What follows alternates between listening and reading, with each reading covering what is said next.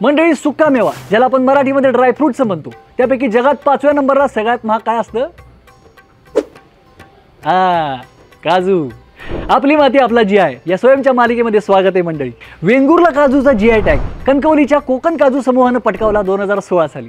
काजूच्या रसरशीत फळापासून आपण काढतो रस, ज्यातून बनते फेनी, आणि काजूच्या बी पासून आपल्याला मिळतो तो काजू. तर वेंगुर्ला काजूच्या V5 आणि V7 फळामध्ये 86% रस असतो, इतर कुठल्या बी काजूपेक्षा जास्त. आणि हिथल्या काजूमध्ये C विटॅमिनचं प्रमाण हे संत्र्यापेक्षा 5 पट जास्त असतं. भरपूर रस, भरपूर पौष्टिक असा हा काजू. वेंगुर्ला काजूच्या V2 फळाची साल ही 32% जाड असते, म्हणजे आतल्या काजू बीचं जास्त चांगलं संरक्षण करते, म्हणजे हा काजू जास्त काळ टिकतो.